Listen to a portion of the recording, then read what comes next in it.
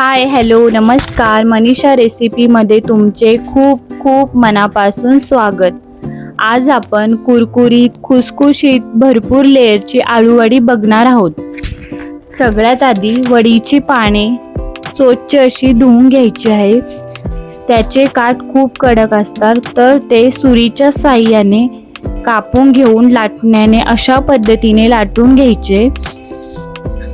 एका साईडला चिंच भिजत ठेवली आहे। तसेच हिरवी मिरची, आले, लसूण, ओवा, जिरे, बडीशोप बारीक करून पेस्ट करायची आहे। 1 वाटी बेसन पीठ, अर्धी वाटी तांदळाचे पीठ घ्यायचे। तांदळाच्या पिठाने वड्या कुरकुरीत अशा होतात। त्यात बारीक केलेली पेस्ट, हळद, मिरची पावडर, तीळ तसेच चिंचेचे सर्व पाणी, मीठ सर्व मिक्स करून घ्यायचे। पानांना अशा पद्धतीने एकावर एक बेसन लावून घ्यायचे। एकावर एक 5 पाने घेतली आहेत। पाने जास्त घेतल्याने त्याचे लेयर खूप छान येतात।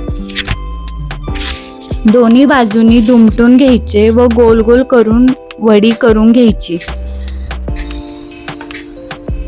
एका साईडला गॅसवर टोपात पाणी उकळायला ठेवले आहे। त्या तयार केलेल्या वड्या ज्या आहेत त्या चाळणीला तेल लावून त्यात ठेवायच्या आहे।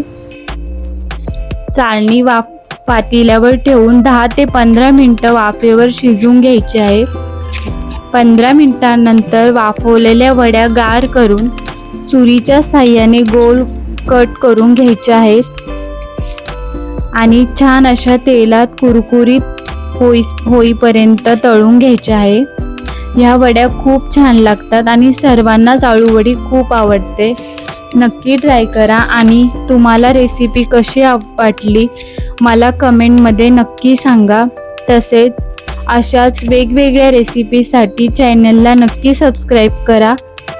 पुन्हा भेटू नवनवीन रेसिपी घेऊन। धन्यवाद।